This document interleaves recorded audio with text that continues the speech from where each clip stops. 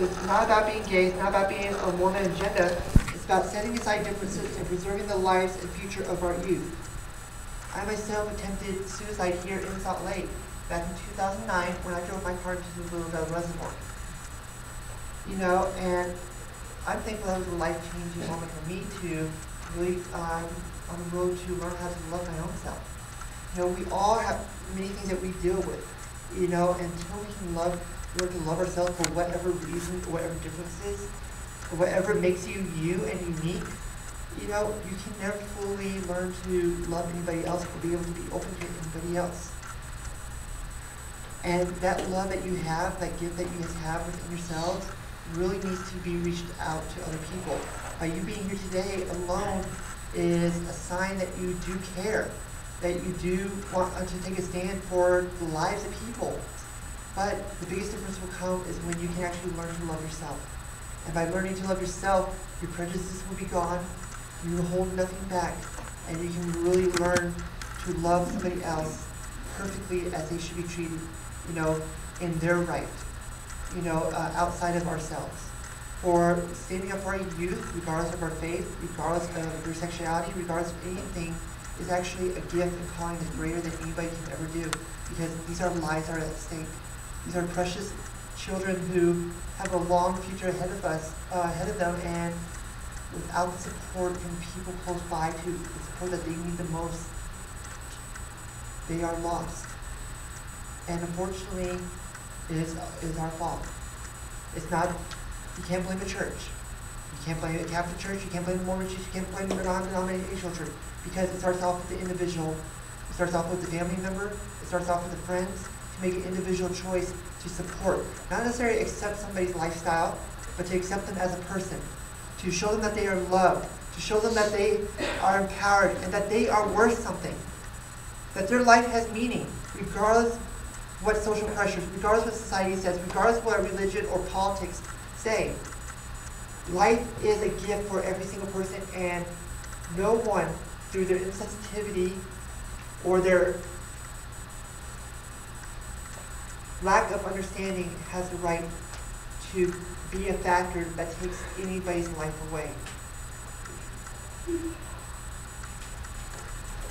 The LGBT community are precious roses among the thorns, and even on the rocky and uneven terrain, a beautiful masterpiece and universal symbol of love that stands for all to see. With all things of beauty, they must be cultivated, nurtured, and protected from harsh elements. It is up to you, every individual, to make a conscious decision and rise to action to take a stand for their very own life, and find their empowerment within themselves as something and someone who is greater than the insensitivity, the indifference, bigotry, hate, and the demonization and contempt of societal, governmental, religious, and family pressures, ideology, and bureaucratic hypocrisy. In raising above, we leave a cocoon of despair and darkness in our lives and transform ourselves into something wholly beautiful as a unique individual butterfly.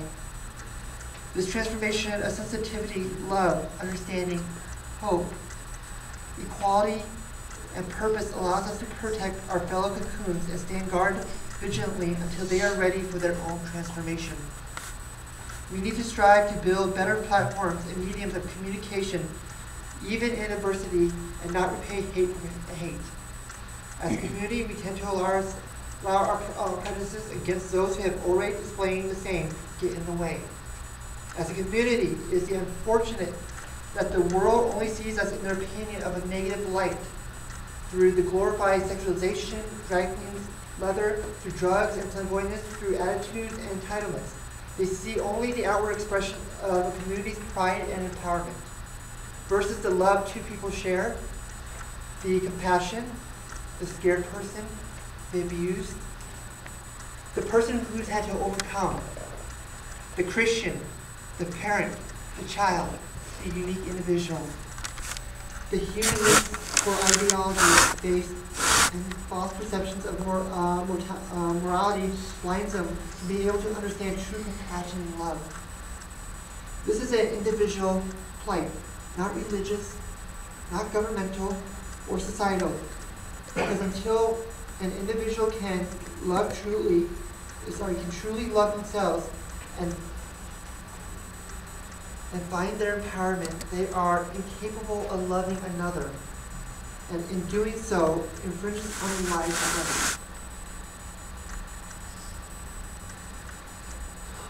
With the subconscious thoughts, if they can't be free in themselves, no one else should be allowed to either.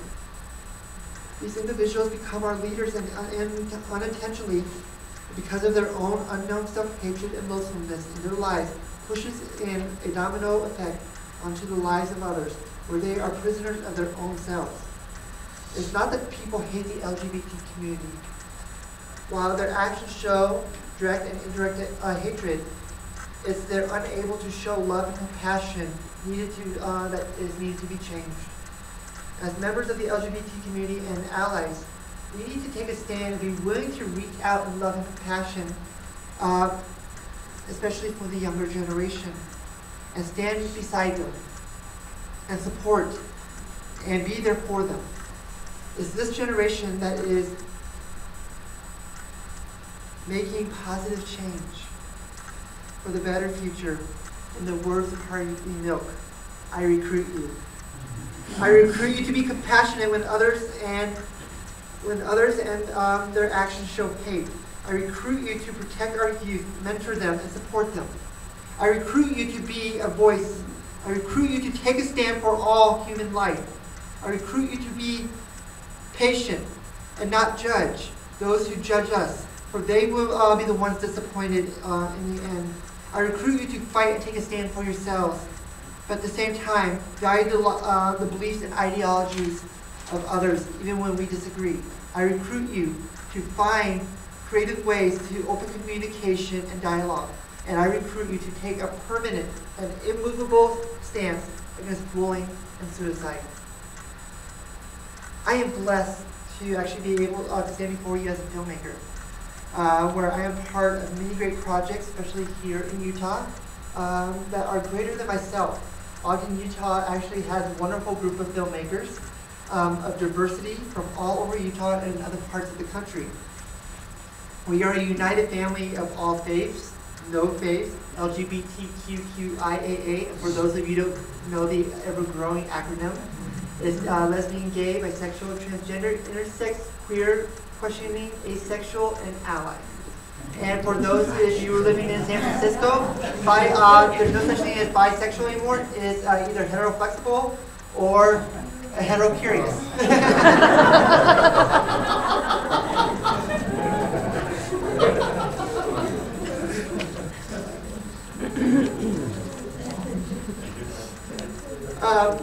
We are also a united family of many disabilities and other backgrounds. We believe that every person is just that, a person, and we have no room for discrimination.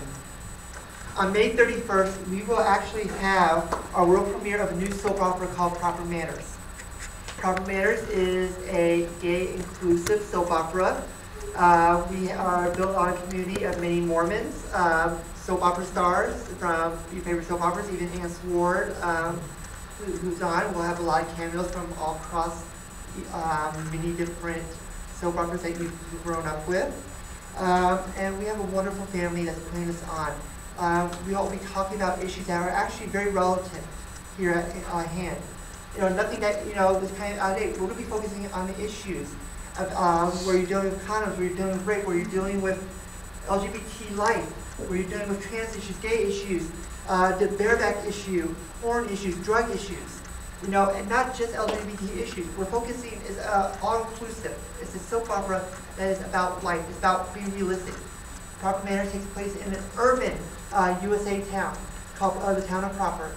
And in my opinion, it's My So-Called Life meets The Sopranos, meets 90210, and what's the other, and Dallas.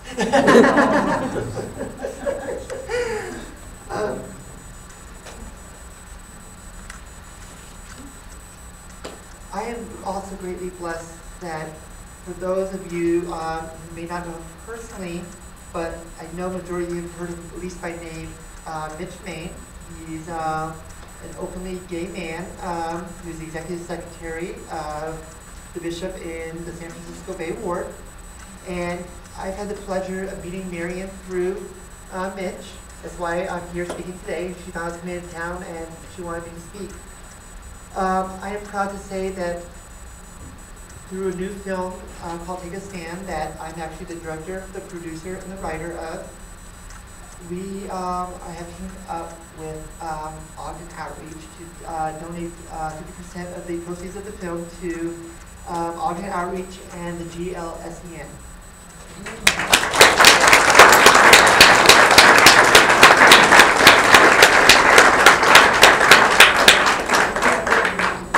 Take a Stand is a short film that's about taking a stand against bullying and suicide. It's about taking a stand and finding your own empowerment. While the film is an LGBT theme, the message is universal. It's about loving yourself regardless if you're LGBT, regardless if people call you fat, regardless if you have a disability or whatever. It's about finding that love for yourself and taking a stand for yourself. The premise is a young boy who's actually lives a life of being bullied by his mom, who's a Christian.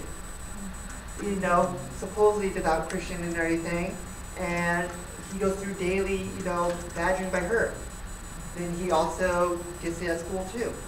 What happens though is he's supposed to be celebrating his 1 month anniversary with his boyfriend, who is a jock and refused to stand up for him when the other jocks were bullying him. Andrew actually goes home very upset about this, and after the principal refuses to do anything about the bullying.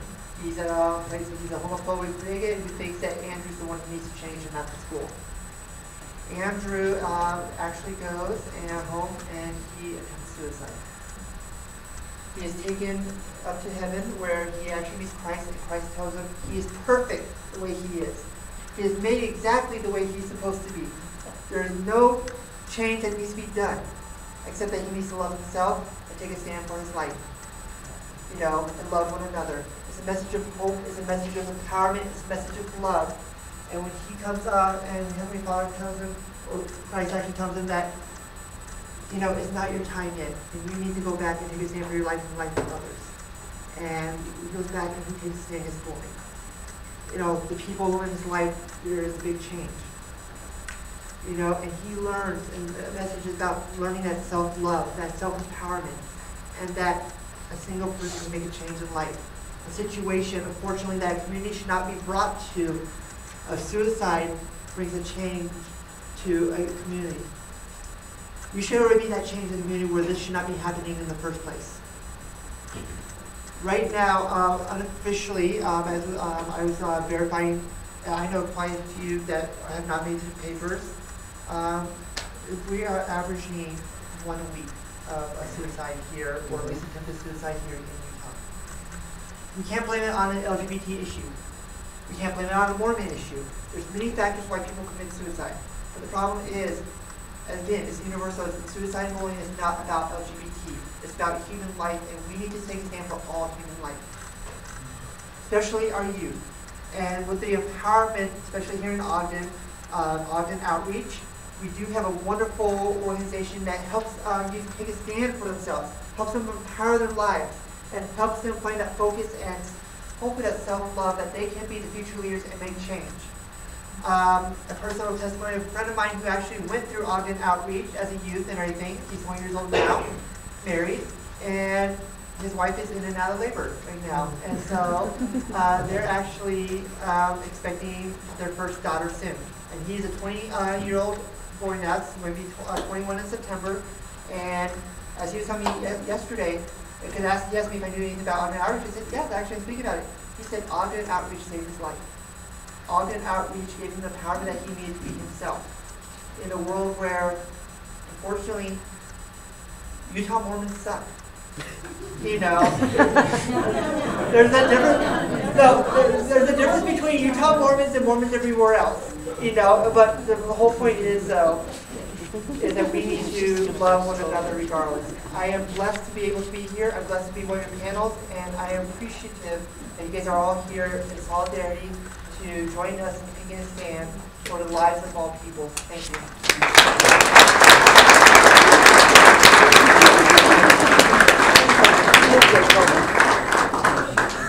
you. like to invite our panelists.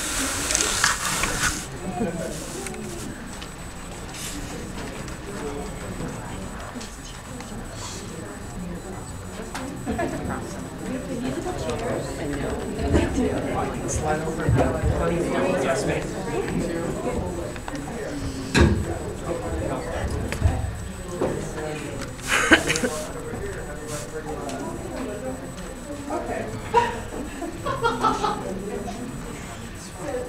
Nick and I have asked our panelists to just say a brief introduction of who they are and why this issue connects personally with them. And then we're going to open it up to you, and we're going to have a dialogue together and share our questions and our ideas and our thoughts and plan together for positive change. Before I say anything, I'm going to ask each person to look at the person next to you and say to that person, I'm glad you're here. I'm glad you're here too. And before I say anything else, I'm going to ask you to look at the person behind you or in front of you and say to that person, I'm glad you're here. I'm glad you're here.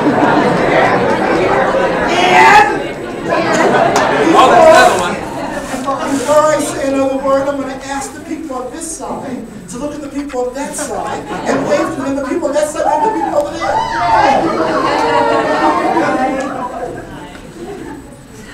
Why this touches me individually, I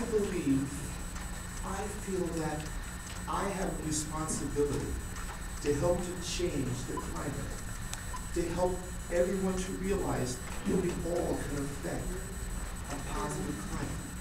Just by acknowledging that people are here and that we're glad that they're here and accept them as they are. I can come up with great quotes and all that other stuff as to why I do this. But basically it's about a responsibility to influence the climate in a positive way to make it so that everybody feels safe, confident, and accepted. And I invite you to do the same.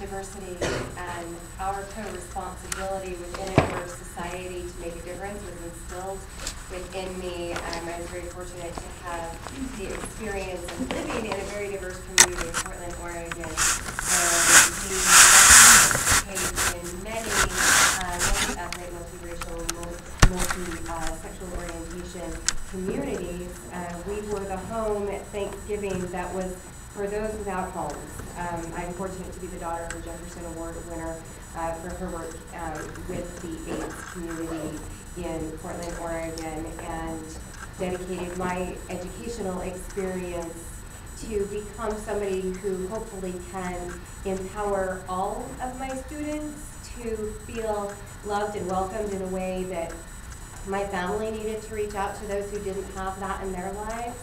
I work at our alternative school where a number of our students are seeking a positive connection, whether they are in a custody situation where they have been taken from their home because of an inability to function amicably in the home and safely in the home, or because of the pain that they've suffered, they haven't been able to get themselves on a path that has led them to success.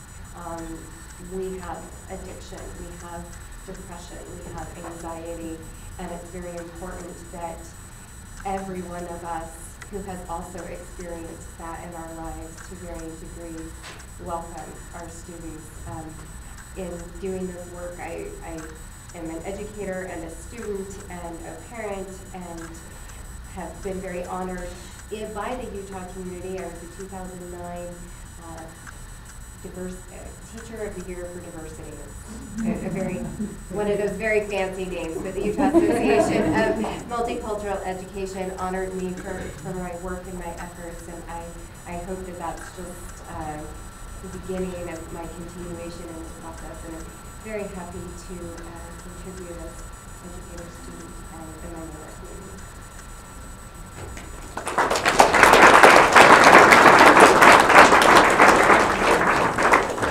I'm Lincoln Parkin. I'm the Weber High Gay Straight Alliance president. I advocate acceptance of all people, and a year ago I was really homophobic and really just very not accepting of everyone, and I had, just very dichotomous views, and I thought there was good or bad, and I just know that I'm just living proof that people can change and that people can become open-minded and loving of other people.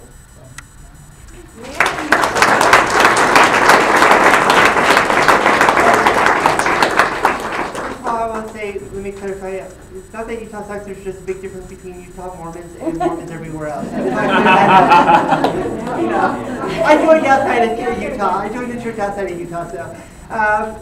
Actually, the reason why this is very big, not only have I been in my life, subject to a lot of controversy growing up and everything, when it comes to taking a stand, I was not ever really about taking a stand for people or anything. I always worried about what faith and churches said or anything. Back in 2008 when we had the Prop 8 rally and everything, I stood in the other line, due to the faith, speaking out against it, about the marriage. Since then, I'm actually a pretty big advocate on giving. But the thing is, life is a wonderful gift, and I do believe that churches have the right to do what they believe, but the government does not have the right to censor anybody. I do believe that everybody should have the right to be able to take a stand for themselves, but at the same time, not be able to have to be or backlash for doing so. Again, as somebody who is intersex, who is born both, genetically XX, and who, fortunately, in the last 2 years, due to going to a party and having my drink and drugs, I was given a twisted stroke and injected with it, and did over 40 times in a 2.5-week period, and I became positive because of that on the 7th. And it really took me a lot to overcome and just continue to live a happy and productive life. And I'm a testimony that I still live my dreams. I still reach out. I love doing filmmaking and everything. And the greatest moment just recently came probably about a month and a half ago, 2 months ago, when I can honestly say I really love myself and be emotional about it and everything. And that's the turning point that it's my goal for everybody to be able to reach that in their life and everything, in order to be able to say that I really love myself and be emotional about that. And that's why I do what I do. Thank you.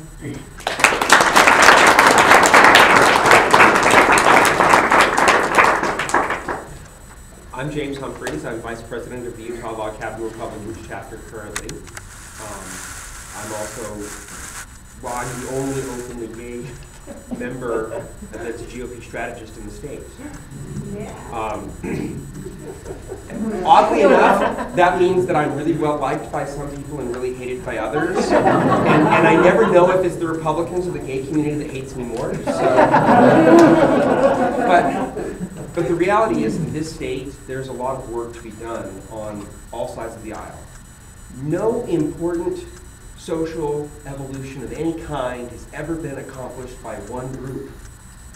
It has always taken all of us from all sides of the spectrum, political, religious, economic, in order to find a way to do this. In Utah, we're 20 or 25 years behind where our Democrat colleagues are in some respects. That's true when it comes to gay issues. This isn't a gay issue. In 2011, I was very fortunate. I was approached by Equality Utah, who I've done a lot of work with, to try and work on anti-bullying changes to Utah's current laws.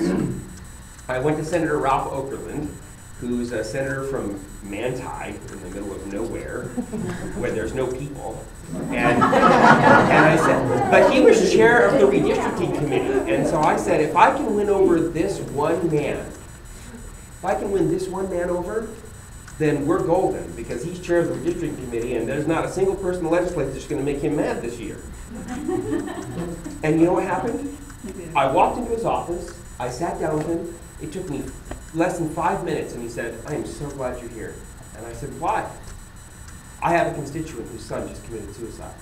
Wow. We don't know why. We think it was because he was gay, but no one really knows. His family's being quiet about it, and he called me and said, do you have any idea the stress that was placed on my children going to school in this rural community? And it wasn't the stress of only one or two people, it's the stress of social media. Utah had no cyberbullying protections. We had no definitions that was consistent across the educational spectrum. The 2011 session, Equality Utah, we were very careful about making sure this didn't become a gay issue. We had one of the most conservative attorneys working with the Eagle Forum in the country, working with the National Center for Lesbian Rights in San Francisco to draft legislation that would be a model around this country. Most of you don't know, that passed unanimously in 2011 in this state. And we worked with the Department of Education and the state school board to develop a model program for every district that's been tested in Davis County for the last year under a discrimination lawsuit, potentially, hoping that we can get our other school districts to take place. Most don't know, in fact, some of the teachers who were here also didn't know. Every school district is required by law by September of this year to report back to the legislature on how they're implementing new anti-bullying statutes. Utah is one of the first states in the country to do that. And we're not lauded because it's Utah.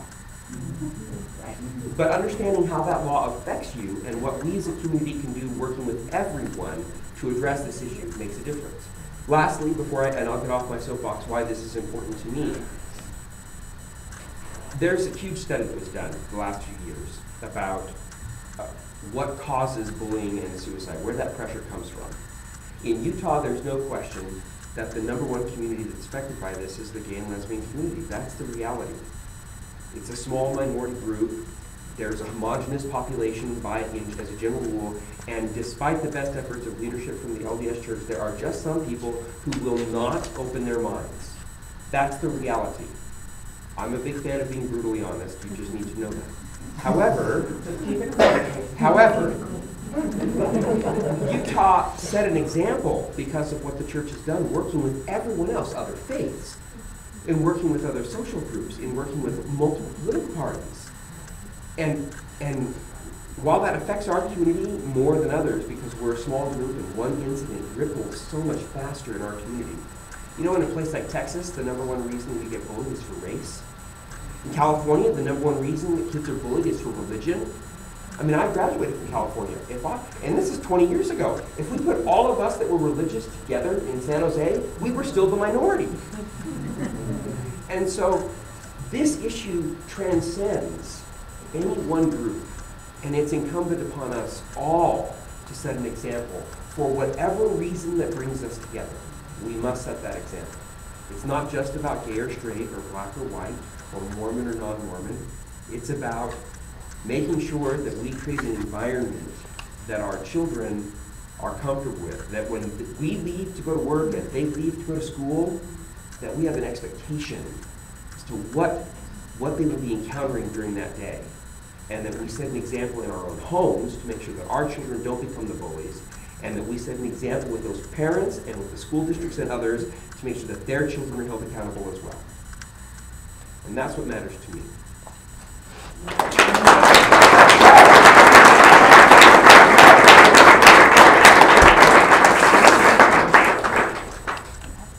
My name's Tori Allen. I have been a teacher at Mill Creek Youth Center for the last 14 years. And for those of you guys who don't know, it's a secure lockup facility. So I've had the chance of working with kids who struggled a lot of times in school or in the community, succeeding. And so this is really important to me for a couple reasons. For that reason, that I know that in order for them to be successful, they have to have a safe, accepting environment so that they can learn and realize what their potential is. Because they all have it, even though sometimes other people haven't seen it before. And then also, I'm a member of, for 2 years, I've been a member of the Outreach Resource Center Board of Directors. And just seeing how much our community and our LGBTQ youth and the entire community need that acceptance, that inclusiveness, and just a safe and welcoming place where everybody can be successful.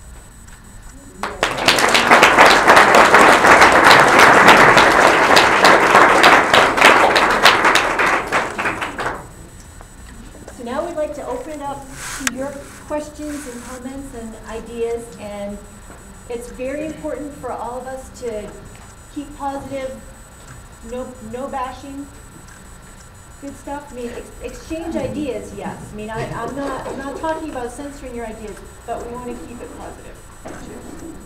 Yes, in the back. Oh, I know you, Karen. Karen in the back. I wanted to present the issue of peer pressure. I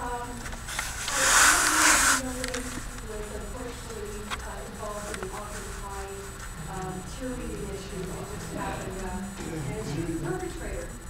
And I know that her parents have been learning since she got involved in cheerleading about the peer pressure involved in everything from how to dress and who to talk to and who to communicate with. And I mean, when I was growing up, when I was in high school, the cheerleaders were bullies, quite honestly, but I'm not saying that they all are. But really, it's how do we help you resist the peer pressure to pile on in a bullying situation? Educator perspective. I have a happy story with this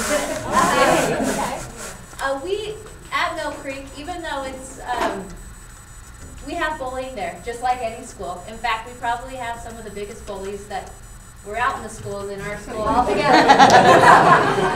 At the same token, we also have the people who've been bullied a lot. So we have both ends. And the coolest thing I saw was just about a month ago, and I was across the room, and I noticed some kids talking at the table. And this young kid who's kind of a leader, he's a little bit soft-spoken, but I didn't hear what the other kid had said, but I heard him, and he said, you know, that's not cool, man. And immediately, the other kid stopped. And so later I talked to him, I said, I don't know what he said, but I know that you did the right thing. And then I noticed he did it again just this week, and then one of the other kids. And just the hope it gave me when just one or two students have the courage to stand up, how it can affect the whole room. Because they start to see, and I think a teacher can do the same thing, they start to see, hey, that's not okay here. Like one of the kids just yesterday said, why aren't you okay with us clowning on each other? And I said, because this is a safe place. This is a place where we all want to feel comfortable. And you might be joking, but somebody else might not feel the same way. So I thought that was cool. But I think the most powerful thing is when we can get students strong enough to stand up and do that. I feel that we need to let students know what's expected, give them the tools to communicate, give them the belief from our behavior, you know, that we're going to model for them the way that we would like them to act. Many times in schools and businesses and airports, adults act like clowns. The children are always watching. They see everything that we do. You know, if we take a personal responsibility, you know, as you were talking about it, you know, yes, the students doing that, but if we have a responsibility every day and monitor ourselves, Is my behavior what I want the children to do? And I'm talking children being anybody younger than me. So it's not an easy fix, but it's something we can work. We have to work at every day to monitor. I wanted to add something to that just very briefly, if that's okay. Because I completely agree with what's just been stated, but I also think, in my experiences as an educational leader, that a number of our adults don't have the language necessary or the skills necessary to talk to our students to set those expectations. And I think that that's why this broader community effort is so essential, particularly in this area of Utah. But there is, again, some good news. Unfortunately, it's that marathon as opposed to that sprint, as you say. But I get to participate in educator trainings across the state, and I know that there are countless events that I never hear of along these lines as well. But most of our school districts have embraced the REACH model as at least an entry point into this, that's respecting ethnic and cultural heritage. And it has an entire component on dealing with student language and teacher language and the way that students do clown around and the words that are used and the messages that are sent. I will tell you that our educators really struggle in my experience in these trainings because it's very uncomfortable to ask, how have I responded previously, how will I respond in the future? But I have yet to experience one of these trainings, they're all a minimum of 2 days, where there aren't a lot of tears and a lot of hugs at the end. And I do see teachers implementing these kinds of conversations and the co-responsibility, not ignoring those behaviors that students have for years experimented with in different social settings with different peer groups. And I think that there is a hope there in the training that we're providing our teachers. Yes. I realize we all do things that we're 20 that we're not proud of when we're 60. But I want to know how the panel felt about Romney's bullying episode that he categorized as a youthful prank that he can't even remember. We've actually been having a lot of discussion about that. As a matter of fact, we've actually had some discussion among people in our ward about it too. The thing is, for somebody who's even, I won't get into the politics part of it and everything, but the thing is, to really make a change or to really be able to say that it was mistaken or anything, it needed not to be made so light and everything. This was something that was very much affected and affected people's lives and everything. And even just us watching it has affected and affected our lives and hearing about it. And to, in my opinion, I think he bullied and he re-victimized what he did because he didn't really take the responsibility as we need to for our actions. We need to, as people, even in the hardest times, admit that we are wrong. Because that shows, especially to our youth, the humanness of somebody and to be able to really make a change. And unfortunately, there was no change in that. And when we make light of a situation as serious as this, especially with all the bullying that's been going on, all the suicide that's been going on, it sets, unfortunately, a negative example. And we need to change that in our lives and use that actually as an example, how that we need to be the leaders and making sure that we are not taking light of the situations that we have caused pain in the lives of others. Yes. And there's a great essayist in the New York Times, Charles Blow, who said on this topic, we understand regret, we understand growth, but when Romney doesn't show any regret, then it's hard to see that he's made any growth from that experience, and that's what we'd like to see in the leader is learning from our mistakes.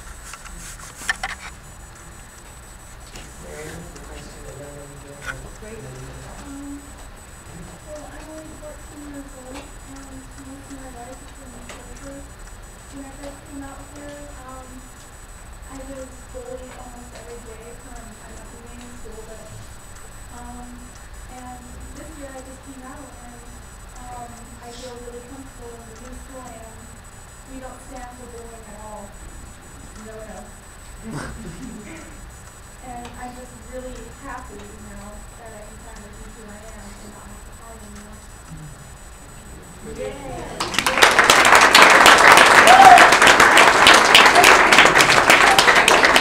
If I may add to what you just said, there are pockets of schools and school districts around the country that have become oases like that. The thing that makes me most worried is once they reach that point, they didn't forget what they did to get there. And they stop monitoring their behavior, their actions, their beliefs, and they begin to coast. And before you know it, it's not the same place. So it's wonderful to hear that they're there. But what are we going to do? What questions do we ask? What support do we give them to help keep them there? It's easy to get to the top of the mountain. Staying on the mountain is the hard part. So the workshops that I've done, the work that I do at the University of Utah, other people throughout the state, those are the things we need to buy into and take part in to help keep those environments to be safe and inclusive places. My name is Kathy Godwin, I'm with PFLAG. I have several questions, and James, I'm going to direct them to you and then moving. Yes. So I'm well aware of the 2011 legislation. And when I speak at workshops, there are no educators that know about the legislation. And I know there is a reporting requirement, and I know it's in September. And when I ask districts, they often don't know about that reporting, which tells me that possibly the reporting mechanism has not been given to them accurately to know what they're supposed to report on. Is that correct? That would be correct. Let me finish. Yes, ma'am. Because I know once you finish, you'll answer it. You will. As I think about the problem, I've given a lot of thought about it the last few weeks, and I've talked to David a lot, and I've talked to others about it, is I really think it's more than educators, it's more than students. It has to include the entire community, which means in a school community, that's parents, that's teachers, that's staff, that's educators. And unless the schools are working to create a full comprehensive program that way, I don't believe the message will get grounded. And I'd like to know two things. One is that even being discussed how to bring parents into the fold? Because we have this fabulous organization called PTA. They're fabulous. Fabulous. And unbelievably, it is a partner with PFLAG National. Unbelievable. So, if we could incorporate in the structural format of education that doesn't just rely on the students and doesn't just rely on the educators, but also that relies on all that enter that school and participate in the growth and the well-being of youth in the school, wouldn't it be a better comprehensive program, and couldn't we build that into the reporting system for legislators requirements? Yes to all of that. Thank you. The reality is that there are some questions about how it's gotten out. The legislature, this is a very conservative state. This is also the only state in the country where the Utah State Constitution specifically tells the legislature what its job in education is. It says your job is to fund it. That's it. They don't want curriculum being dictated from the legislative level. That is supposed to come from... And the anti-bullying, did they not? They did not. That was actually one of the things that we did that was very smart. What we did was the legislature did exactly what they were supposed to do. They said, State Board of Education, that's your job. We are requiring you to develop something, submit it to the districts, and make sure the districts are compliant, and then you are required to report back to us to make sure it's done. And it says that on the State Board of Education website. Unlike other, that's correct, it does. And unlike other legislation, because I'm kind of a jerk, there's a caveat in there that, yes, yeah, we get along so famously. That's right. There's a caveat in the program that says if they fail to report that the State Board of Education has consequences. Just like any parent would have consequences with a child, or any school has consequences with students, the reality is, unless there's accountability, it's useless. So the legislature has accountability built into that for the September deadline, and they're waiting to see whether or not the State Board of Education upholds the end of the bargain. Now, the trade-off to do that was myself and the attorney that helped draft the legislation had to develop a model that you talk about comprehensive model. That comprehensive model is very extensive. There was a lawsuit against the Davis County School District that the exact same attorney was running about a student who was being bullied at a middle school in the Davis County School. And the lawsuit was agreed to be dropped, provided that Davis County acted as the guinea pig to prove that this worked.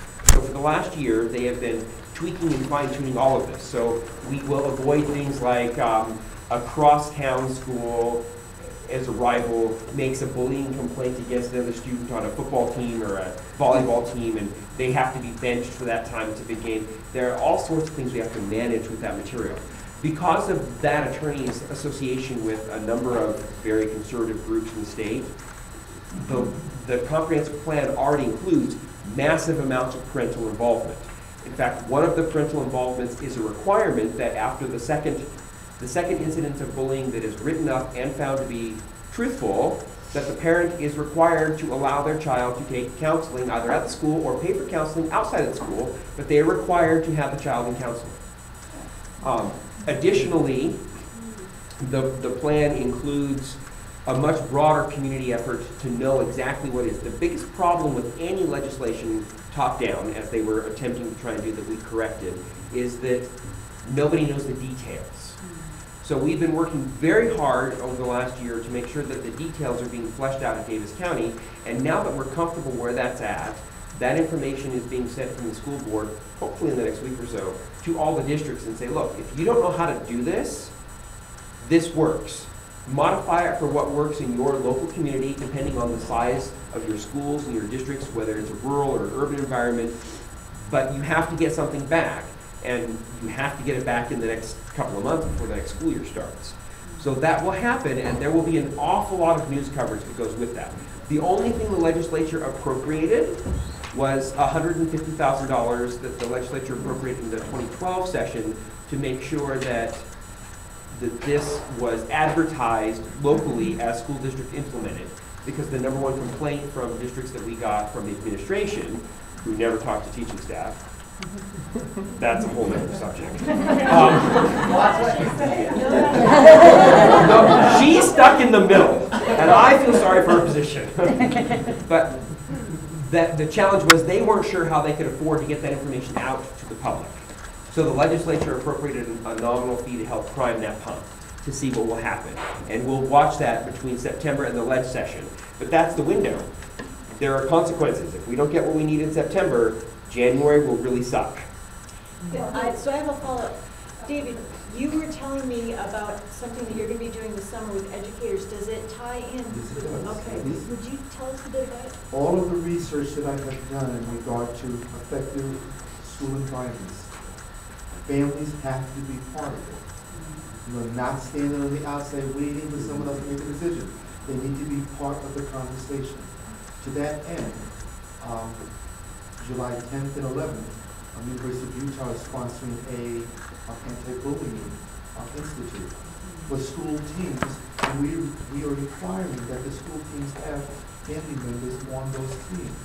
There's no sense in bringing people to the table to have the conversation and telling the family members you're not welcome. It doesn't make a I'm glad to be here kind of atmosphere.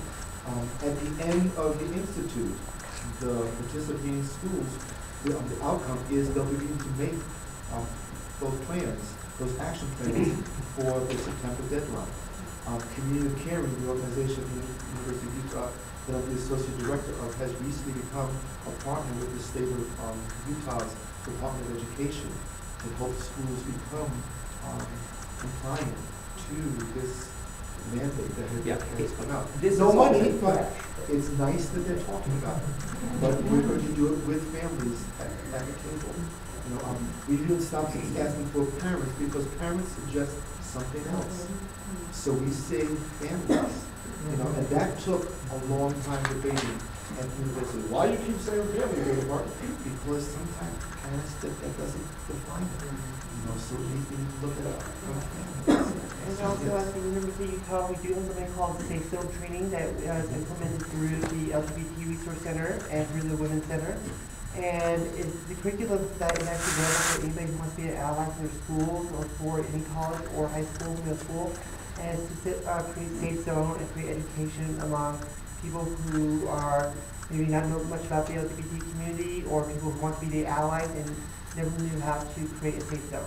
we've worked on it over the last few years. We probably actually polished it up for the there, including a one for the transgender side. For those who are transgender. So we do have that training available. You can contact them right there at the Resource Center, and they'd be glad to help anybody who's wishing to learn how to create a safe place for zone. And we actually, for all the staff and employees at the VU, as well as the students, we do provide a training free. And it's a great way to not only learn about yourself, but teaches, to how to break away from the stereotypes. So I've had the privilege of actually working on that myself when I was out here. So that's another resource that you guys do have at your fingertips now. A follow-up with that I think will work well is all of you should have some homework when you leave tonight, and I'm going to give you some.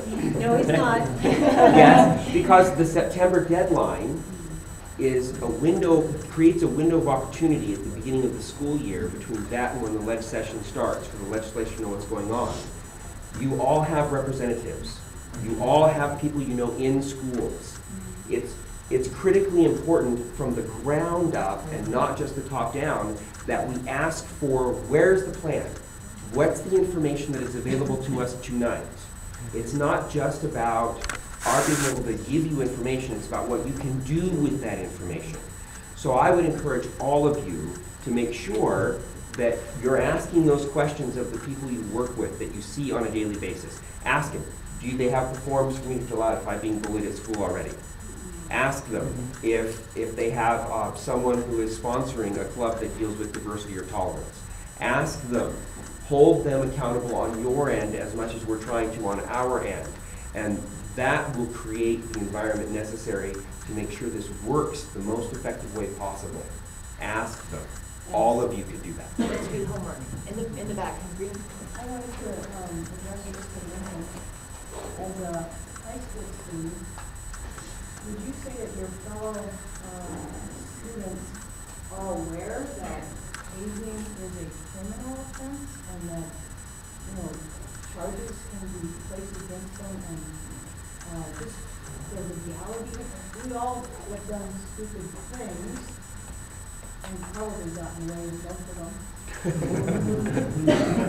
But, I'm thinking of the Ogden High cheerleaders, was that gotten across to them that any hazing at all, could be a criminal offense?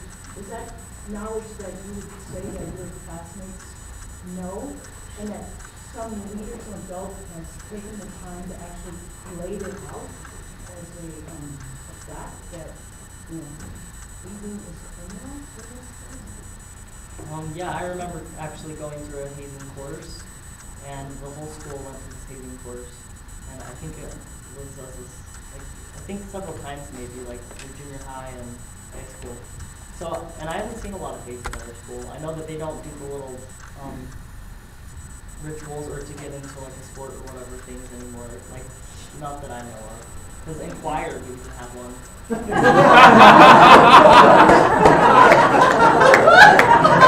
That is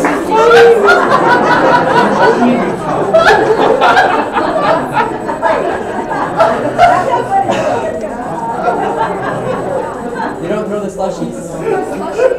Wait, Harrison. Maybe it didn't happen for the real life fire. I remember the real life fire because they did do anything. Nothing bad, horrible, but they did do it, so that really didn't respond. Well, what do you consider bad or horrible, though? That's a question. Yeah, they had I read in the newspaper they had 5 different levels of hazing, from extreme to less extreme. But I don't see a lot of hazing at Beaver High. I think a lot of where bullying comes into is just isolation and kids. I think it's more a lot of kids just isolate themselves because they don't feel accepted. And I don't really see any actual physical bullying or not much verbal bullying. It's mainly just kids not feeling safe to be that and not feeling accepted. Yeah. Yes, over here. I just wanted to make a comment from my experience at high school as a substitute teacher, but I was almost a full-time substitute, and I was the substitute for the special ed class that, for want of a better term, I mean, these were kids that all did have some kind of brain chemistry problem, different kinds. Most of them, as far as I knew, came from troubled homes as well. Oddly enough, wealthy troubled homes. And they got picked on a lot outside the classroom. Now, inside the classroom, if they thought that no one was watching them, they thought they could get away with it. The first thing they do is start going at each other. And some of it was very, very mean. We had one autistic boy who left everybody alone and just did his work and was a wonderful kid. And he was their favorite to pick on because they wanted to really, bother him. And when I started substitute teaching there, I co-taught with the teacher or the teacher's aide, whichever one was absent. And I went ahead because the teacher knew me and she would have me take some of the time and teach. And I had developed a relationship with every kid in that class. And I would take time to sit down, talk to them, get to know them, what their dreams were, where their anger was coming from, just whatever they wanted to talk about. And I will say that when we had to have one student removed because he flipped out, the teacher had to take him because she was the teacher. So normally you're not left alone with these kids. So here I had this classroom of kids, and they had been all upset by this other kid, and I just asked them to please sit down, and I looked each one of them in the eye, and I said, thank you so much for the gift of this wonderful behavior. And my point is to say, and by the way, the principal came running in. I used to be in special forces in the service. He came running in thinking he had to save my life, that by then I'd be, tied to a chair and, they were building up the bonfire. And we were fine. We were fine. And these kids, I'm not saying they never acted up for me, but I just wanted to make the point that as happy as I was to see and to sign a mentor sheet out there, and I am free, and I will mentor anyone and everyone who will take me, and maybe some that won't. But the bullies are often just as scared, and that's why they bully.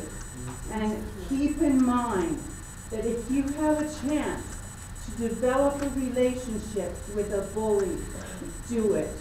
Because the quickest way you're going to stop that bully is by making him feel valued, making him feel loved, accepted, protected, that he has someone he can go to, and I just wanted to mention that. I would just like to say that that's so exciting to hear, and it happens all the time. It's, we talk about rigor, relevance, and relationships in our schools, and there are a number of us working to make sure that that's an everyday occurrence for every student, and it speaks to something called positive behavior interventions and support, the PBIS model, or PBS model, depending on which implementation you're undergoing. And that's something that has been really powerful, not just in the schools that I've worked with directly, but the schools where I've observed as well. And it creates that explicit expectation being taught of these positive behaviors and rewarding of the positive behaviors, creating that positive environment. At my school, we implemented it under the acronym ARISE. Everyone should be accountable, respectful, involved, safe, and they should know how to excel. And that is something that, I'm fortunate that my school district taught me that about. I hadn't seen PBIS until a few years ago, and it is now in all of our schools. As the elementaries started us off and it's grown up, I was at the district office before. Ogden has its own particular challenge. Mary, Sorry. Two questions back here. Great, yeah, I have a question. It's interesting to listen to all this, but how do we get actually the bullies to come to one of these events? Because they are the ones that really need to listen to how much pain they inflict on people and what they are doing is actually wrong. How can we get those bullies that are going here to listen? How do you know they're not here right now? Actually, the best way is actually, as advocates and allies, is we don't necessarily get to come here, we go to them. You know, we use our empowerment, our leadership, we do our training as we reach out, mentor to the youth and everything, that they can be the ones to actually go out and make the difference. You know, you can't make anybody go anywhere that they don't want to, but you can influence the surroundings around them. You know, and sometimes it's a group of people taking away the so-called power that the bully thinks. You know, they think that there's only a couple of people that will stand up to them. The bully has the power. But the more people that stand up, they really take away that power. You know, there's strength in numbers. And so the more people that really take a stand for their lives and their empowerment, the less power that the bully has, and he actually retreats into his weakness. And the great thing I've seen in working with schools and everything is that the bully will actually in turn become the ally. You know, after that power taken away. Yeah, this young man is a great example of turning out the right kind of leaders. I mean, everyone. Can I just add that really fast? I think that sure. if we add that if we infuse the culture of safety, then the bullies become disarmed. And GLSEN, which is GLSEN, offers a great safe space kit where they sell stickers that say safe space and they have a rainbow colored triangle on them. And I bought a bunch of those and handed them out to all my teacher friends. So there are dozens of classrooms at Weaver High where students can see a safe space sticker there and they know that's a teacher they can go and talk to if they're feeling bullied. And other kids know, okay, this teacher's not going to put up with any crap. And for $20, GLSEN will send a kit of those stickers and some information to any school you want to. So you can go to the GLSEN website, GLSEN, and pay $20, and they will send a kit out to the school of your choice where those stickers will be distributed to teachers. So that's one concrete way you can make an immediate difference. That's a great story. Just one thing really quick. Sure. One thing I noticed that everybody can do, whether you're in a school or not, is if you get the chance to talk to the person who's doing the bullying, not around their friends. Because a lot of times, like just yesterday at school, I had a kid who was bullying one of our gay kids at Mill Creek, and class was changing, so I said, hey, stop.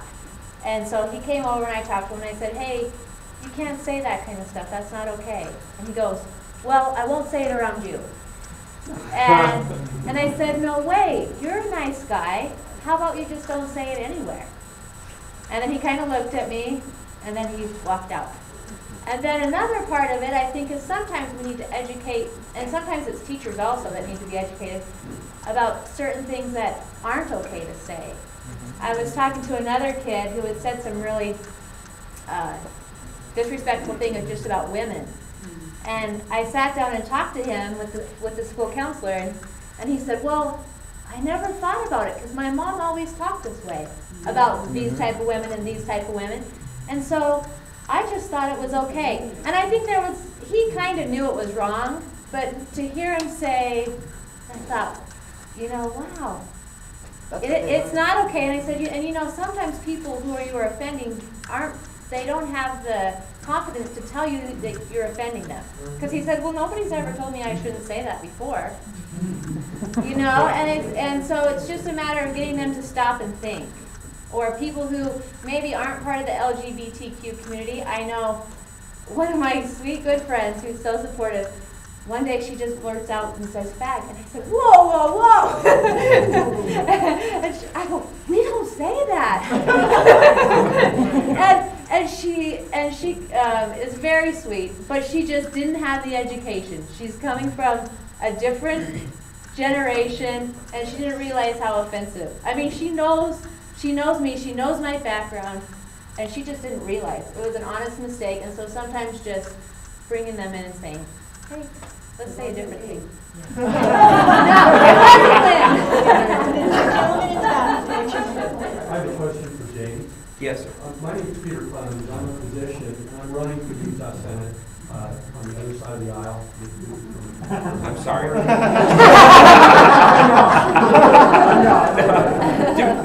District up here, it's hard. That's all I'm saying. Yeah, exactly. I wanted to ask you, and there's some other people I see in this room actually who are running for office, and who, to me, this whole thing, I've seen enough social issues through my lifetime to see that this is another social issue, it's a social justice issue. That's what it is. Agreed. And I'm heartened by the fact that things now seem to be moving, even here in Utah. So the question that I have for you is, there's probably still some chicken left on the bone as far as things you would like to see happen from a legislative standpoint. What might some of those things be that you'd like to see happen? Well, related to this topic in particular, there are a couple of things I think that Utah could be a better example of in the first place. And the first is stop being so damn quiet about it. Yeah. It's a shame. It is a shame.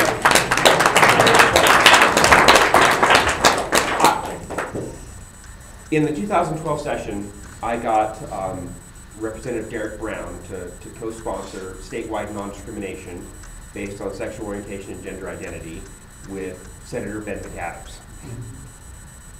The hate mail that I had to put up with from so-called friends for that 45-day session was unbearable. And very few people, and I'm using this as an example, but this applies to any issue, any of them at all. And it goes right back to being bullied. I have tons of friends. I can point out a third of this audience I know very well right now. And if I use you as an example, this is how it worked. I had the legislature and all of my friends on the Republican side of the aisle and several people who didn't know me yelling and screaming at me. And one of my third friends sitting in this room, one said something about it to my defense. One. Okay? I'm 38. I was so discouraged that I almost said, screw all of you. I'm done with this. After all the work we had done. The state party chair posted on a number of places for me and said, you guys don't know who James is. You don't know what he does. You don't know what he does for the party. You have no idea how he humanizes some of the issues that need to be done. You have to leave him alone. In every issue that exists, political, economic, social, the challenge is always finding more than one. We have a responsibility. I take the abuse from members of the gay community when I say something they don't like because I'm a Republican. So there's a natural dislike for some things I say. I also take abuse from Republicans when I say, what in the world are you guys doing? You have forgotten what you're supposed to be standing for. And so I throw myself out there to get beat up regularly because I will not personally allow those kinds of comments to ever go unchallenged.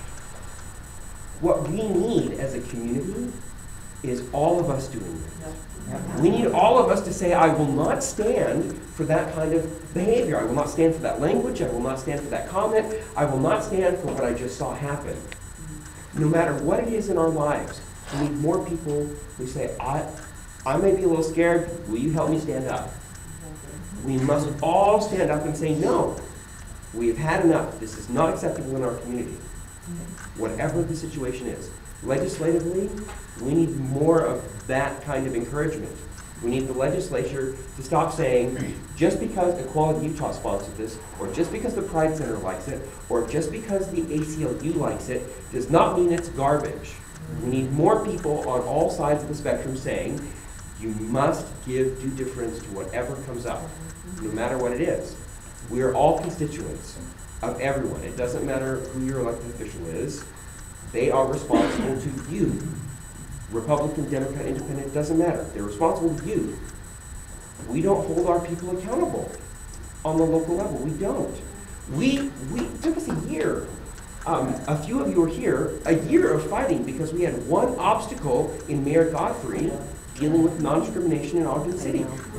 Okay? A year. You know, if Teresa had not kept us all together, I'm not sure we would have gotten anything done. It was the constant pressure that finally got them to say, we understand, we hear you, you're going to do what you want. That's what needs to happen in everything we do. We don't do enough of that as a community. Not to be harsh, we're a little lazy. And we are proving tonight that we are tired of that. We're not going to do that anymore. And I am encouraged by what I see. And if you're going to do this, it should not be focused on just your issue. If you're going to ask people to step up and become better than what they are, we need to do an inventory of ourselves and figure out where our biases are and get rid of those and help the rest of the community. You know, because one injustice to one group is hurts another group. So we can't say we don't want this for LGBT folks, but it's okay for everybody else to be treated like crap. That doesn't work. We're going to stand up for one. We just stand up for everybody. Sorry. And as I'm new to this state, as I'm traveling around the state and meeting people, I'm listening to some really, really interesting things. I grew up in New York City. I lived in Pittsburgh, Pennsylvania, and then I came to Utah. It's been 22 years and you don't get used to it. You know. It really doesn't change. So we can take two more questions. Marion, I have a Jack. young man here next to Jack. Great. Actually, how would Curly get? What made you change? Yes, thank you. Thank you, thank you. Yeah, good one. Katy Perry.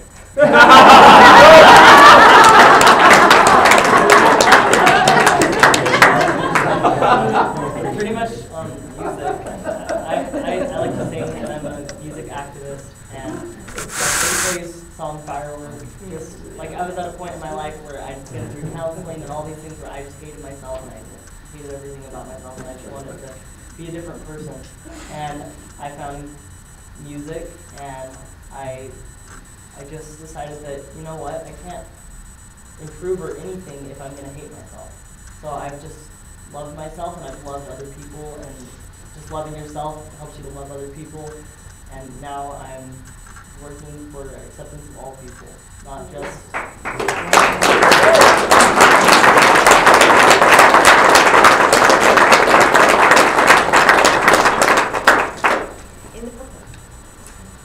So I'm currently a sophomore at a small private school, less than 200 students, and I came out to my peers the summer of 8th grade.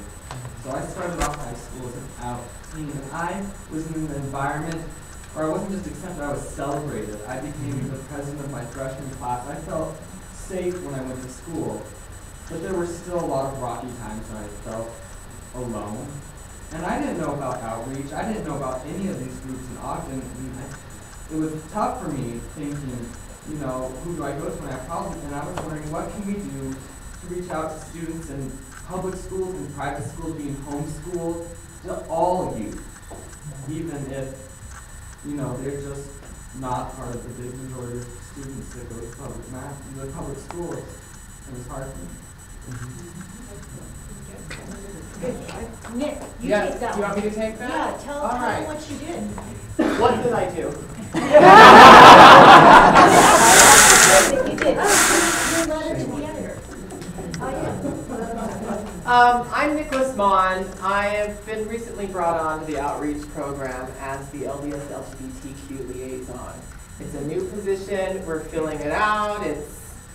We're talking about it. What do we do to get to these kids? Any kid who is not hearing the message of outreach, of any of it. What we do is what we're hearing. You are hearing, you are responsible for this knowledge. I wrote a letter to the editor calling on my brothers and sisters in the Mormon Church. I was raised LDS. And I understand the culture. I get that it is a silent culture when there are things that we deem shameful. Suicide and homosexuality are seen as shameful by a large majority of the people in our state. Let me take that back.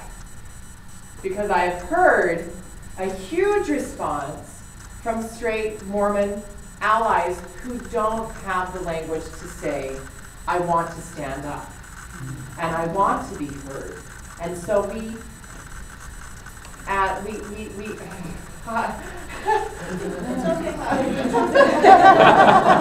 I have not been active in the LDS community for 5 years. I am going to contact priesthood leaders.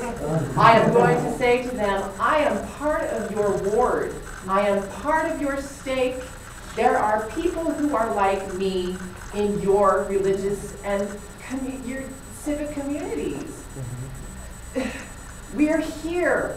We need to know that we have allies who will come out for us in our wards and stakes, in our schools, in our legislature, everywhere. We share the message. You go out and you say to your neighbors, I was at this wonderful outreach evening.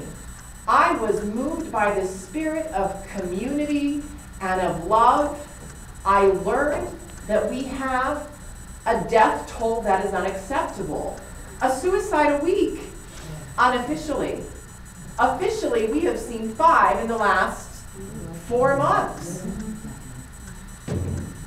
These teens are telling us something. They are making us their voice. You go to your Mormon neighbors, you go to your Catholic neighbors, you go to your straight neighbors, your gay neighbors, you go to your school boards, you go to all of these people and you say, where is the GLSEN sticker? Where is the Mormon bishop that will say to me, go live a life and be happy? Leave the church if that will save your life. Where are these people? I know that they're out there. There are communities, I've been part of a community called the Moho Blogosphere. You can look it up on moho.com or whatever, right?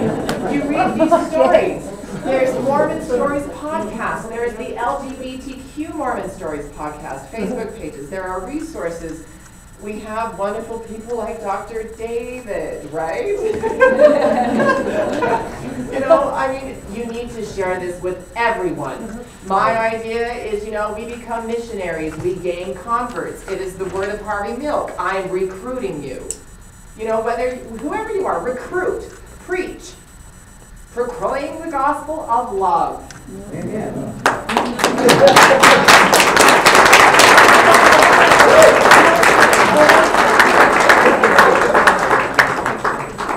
And you're all doing that by being here.